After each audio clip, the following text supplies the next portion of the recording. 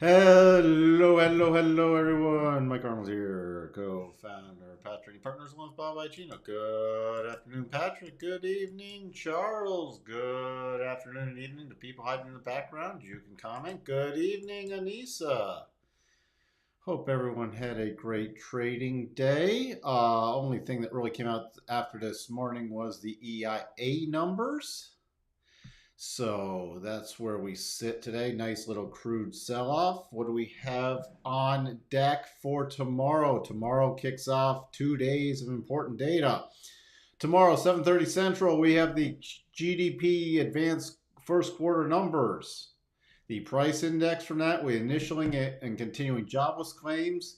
The core PCE prices quarter over quarter, the advanced numbers for Q1. That's different than the PCE numbers that come out on Friday. The ones that come out on Friday are more important. Then what else do we have? We have Kansas City Fed and Kansas City Composite and Kansas City Manufacturing. So, and that comes out at 10 Central. Pending home sales, very minor. So 7:30 and 10 are the, well, 7:30 is the really big numbers. So that's going to be important. The GDP numbers, the Fed, Atlanta Fed now, it just dropped. Their forecast is down to 1.1.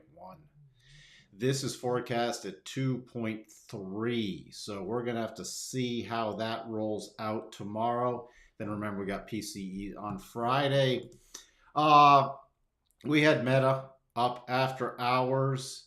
Microsoft still up today. Amazon up going into earnings tomorrow. Tesla pulling back substantially, and everything else red. Red. Technology leading and every other sector down.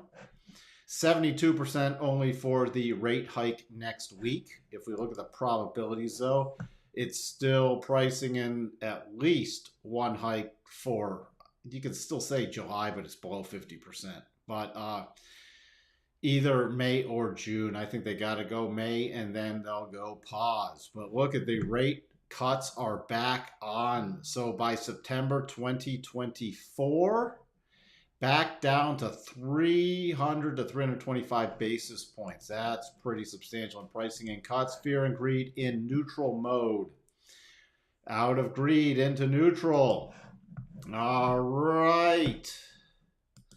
Meta, their monthly daily users were down, or they weren't as strong as expected. I'm going to point something out also. This goes back to yesterday. I wanted to dive in like with Google and everything, or Alphabet. Sorry, I'll always call it Google. One of the ways they got their beat was changing the depreciation schedule. If they didn't change their depreciation schedule and their hardware associated with their cloud services, they would have not been that good an earnings report. So they changed it, like, and some of their network equipment. They changed their from 4 to 6 years, which reduces your depreciation expenses significantly. That's what I'm talking about, because we get these adjusted earnings and you got to really dive in. That's why Google, you look today, was not overly strong, even though if you just look at the headline number, you can get a little, a little misled. So that's why it's really important. And you get more information once the 10 Qs come out. So I like to look at the 10 Qs because you really get to dive into stuff and you get to see some of the financial engineering that goes on. All right. Where else do we sit? Good afternoon, Jacob. I think Meta will roll over, especially once we start getting a pullback in advertising dollars and the recession really takes hold. I would think it will roll back down. Hello, George. S&P to fill the gap at 39.80. 39.80, this little gap down here. And then rally, well, that would do some major technical damage. Now, it would be in a bounce zone.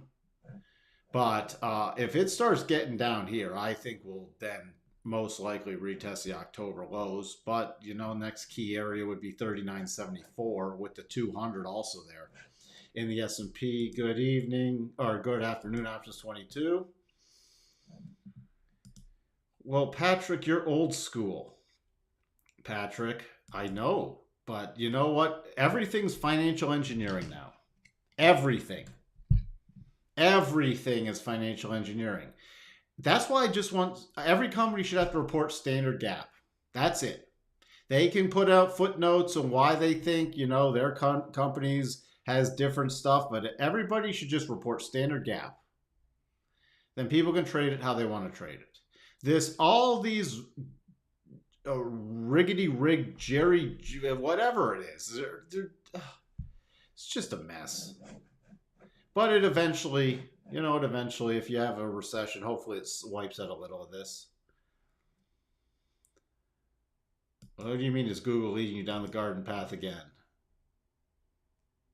Can I check gold bear flag on 30-minute chart? Yeah. Let's just do that now. I don't look at the 30-minute, but we can. You have this little, you can see it on the 15. I'm just going to show it on the 15. This is what you're referring to right there. Yep. You can watch for the rollover breakdown from there. That's what it looks like. Let me just adjust the settings so I don't have to keep. We don't want it on the daily or the weekly. There we go. That's what we're watching. Otherwise, not much going on in gold. Not much going on. Let's take a look at the S&P. This is, again, why I like because we're going into a clear path. So how did I come up with intermediate levels? Using the reverse harmonics from the high on 18th, and I put those up there this morning, to the low on the 6th of April. And if you dive down, you see a test, a close on it, bounce back, and now returning to that level. So what level am I watching for overnight? On any rally, 40.93, 4,100 is now major resistance. 4,100. And then remember we talked about on the 200 and that final level, and we're getting a little spike off of there. So the 4-hour rotation zone, and above there, the next key level, let me drag some of this down. The next key level would be about 4101 based off the 4-hour with the declining 4-hour rotation zone. So there you have it. Those are the two major resistance levels. And then if you want something a little higher, it would be about 4114.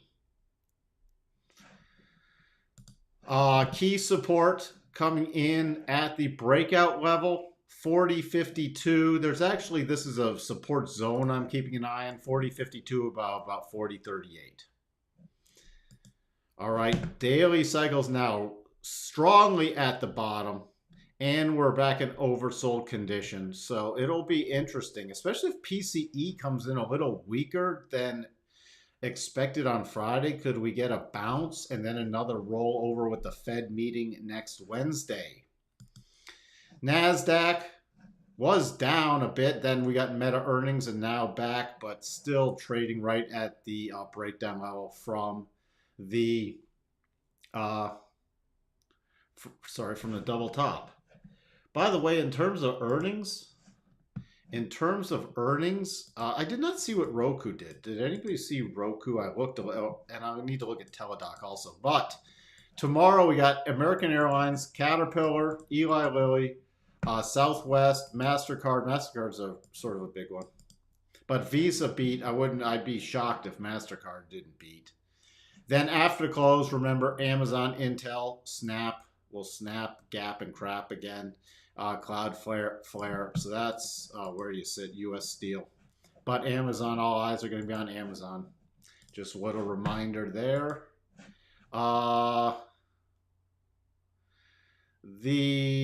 Let's see. Let's just take a look here. The levels for the Nazdaq. Still watching right around this 13,000 area. 12,993, 13,000 for a breakout. Above that, you're into an advanced clear path, but there's multiple stopping points. You got 13,028.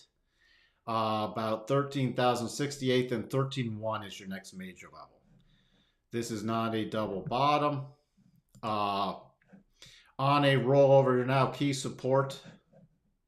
Your key support is 12,861, but nothing has changed with the trigger double top. Nothing's changed. And then below that, we got that 12,861 and 12. I'm bumping this down. I'd rather just use a double target, but you also have a little level there, about 12.7, and then 12.608.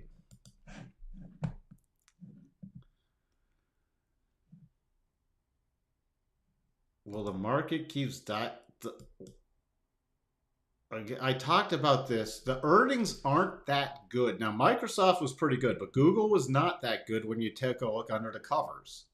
Meta, I think, is getting a little overbought right now, and I want to do a deeper dive into their report. But Bob talked about that yesterday. Remember, it's dumbed down earnings expectations, and we're using a lot of financial engineering to beat numbers. But this is what happens. You dumb down you dial it back, and then you still put in a beat. But you start looking under the covers, and when you have to use financial engineering to still get the beats, they're not as good. Yeah, Meta, we can peek at that right now. Remember, we're into there's that 50% right there. Let me just take off this other one, not just to simplify it. So this is going to be a major rollover zone. A major rollover zone.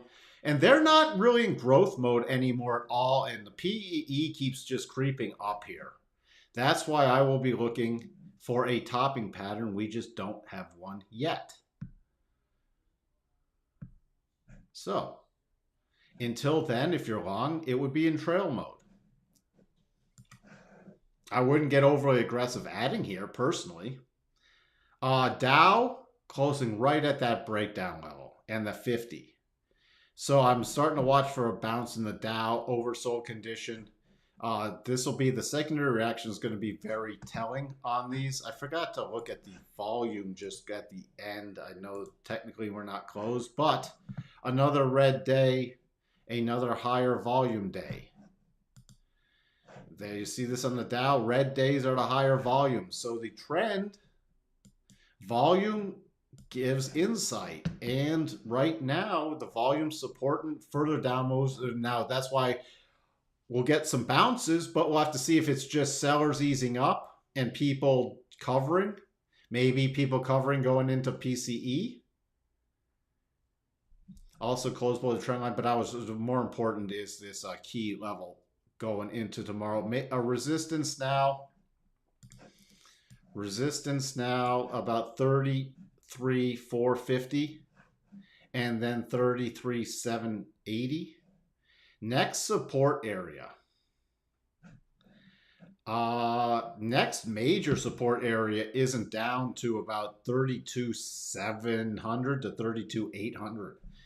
Which again, we're into a clear path, but I'm watching for a bounce first. Doesn't mean it has to happen. Let's just see where the little reverse harmonics takes us. So intermediate level would be 33,280 to 33,300.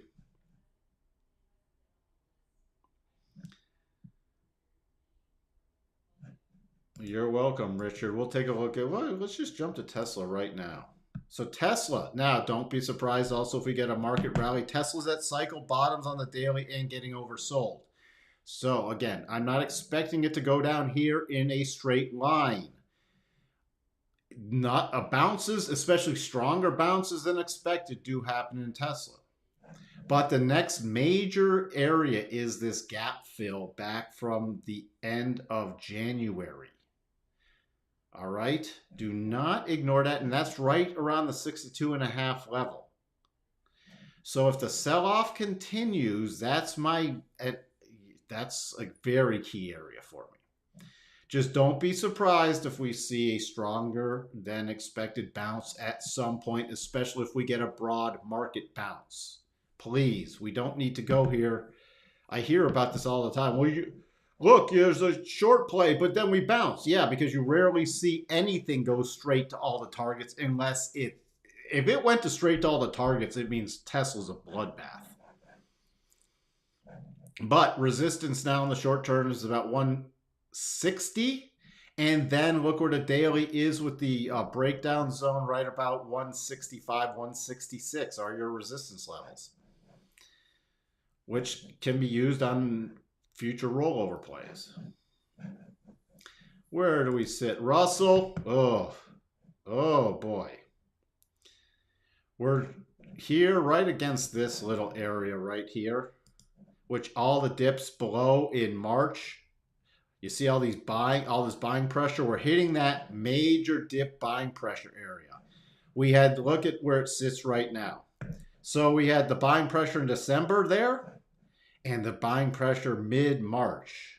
Look at all that, all these wicks below that level. So I'm watching again with cycles getting to the bottom, oversold for a potential. But if this were to slice through there, that could be a disaster for the Russell. An absolute disaster.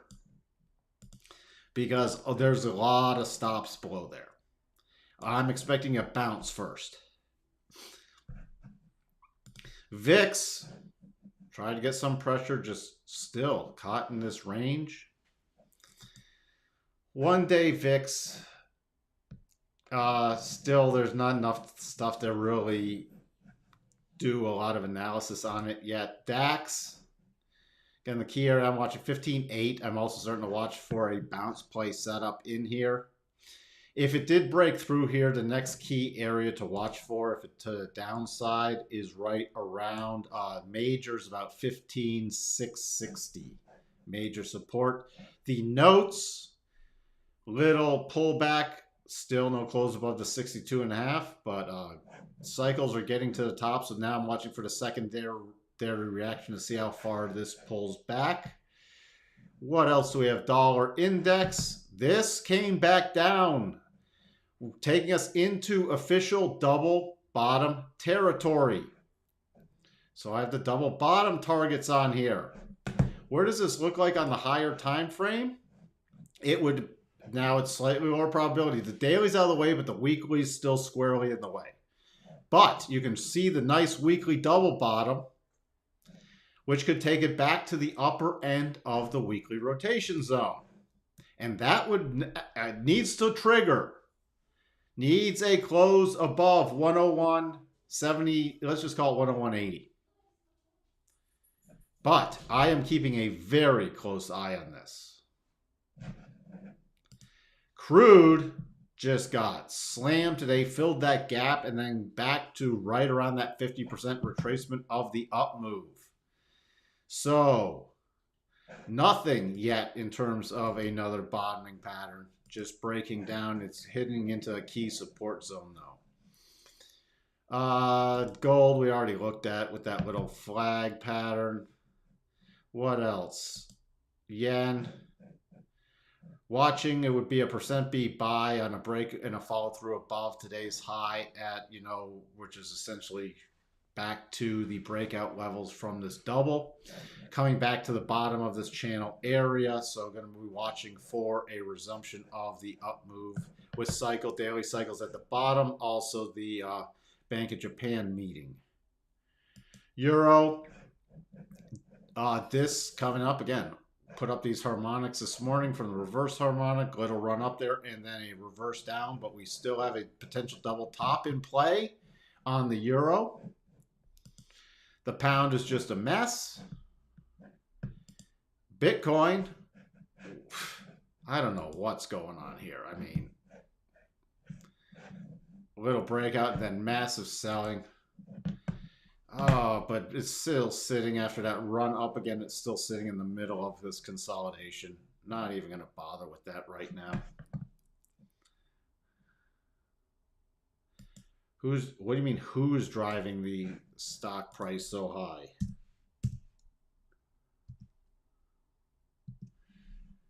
They had good earnings, but you know what? Again, as I said, we're at close to 50 P to E ratio, and they're not in massive growth mode. So, people, you know what? People are just scrounging for everything. I mean, look, what's driving it higher? People, good earnings report. I have not gone through that one yet. But good earnings report, but is it getting way overdone? Yeah. Look at this in terms of how far away it is from the weekly rotation zone. People are just running back to the same names that did well, and they're just buying it hand over fist, looking for price appreciation. All right. Let's see. Nothing else to cover really there. Amazon still trading against the 200. Trading against the 200. Not in double top territory. Going into earnings. So we shall see with that one. AI burritos. There you go. Maybe they're going to introduce AI. That's a good comment, Jacob. You win the comment of the day. AI burritos. That's where the way Amazon's looking tomorrow. But I need some of these Intel. Still watching this one. They report tomorrow. I'd actually like this to continue the sell-off lower, personally. But we got oversold and cycles at the bottom, so would not be surprised to see some kind of bounce setting up. But we'll have to see. No insight into earnings. What else do we have? There we go. Sometimes I blank out on symbols. I did want to call this one up, though. It's interesting to see. American Airlines, which reports tomorrow, does have a double bottom. So gonna keep an eye on that. That reports before the open tomorrow morning. So that'll be against some pretty major support area. So we're gonna have to see how that plays out. Caterpillar doesn't have much of a setup at all. It's trying to hold the 200.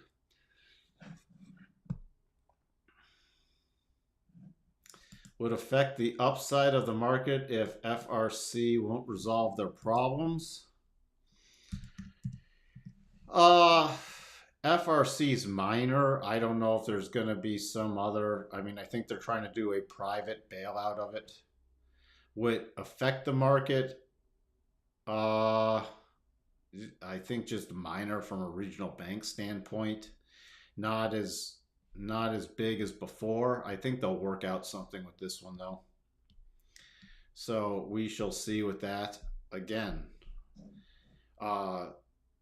you know, if they announce some kind of private bailout with some banks stepping in to help things, this could see a pop on it, but we will see how that goes. All right. There, we can keep today nice and short. Again, my theme with oversold and daily cycles getting to the bottom. I'm starting to watch for a secondary reaction. Just we don't have a strong pattern just yet. Maybe one will set up tonight. And Thursday and Friday are going to be very key numbers. Unless PCE comes in very, very weak, I think that Fed's hiking next week. So we'll have things like Apple earnings also next week. So we're not out of the woods just yet. With that, I shall talk to everyone tomorrow morning. And everyone have a wonderful evening. Bye for now.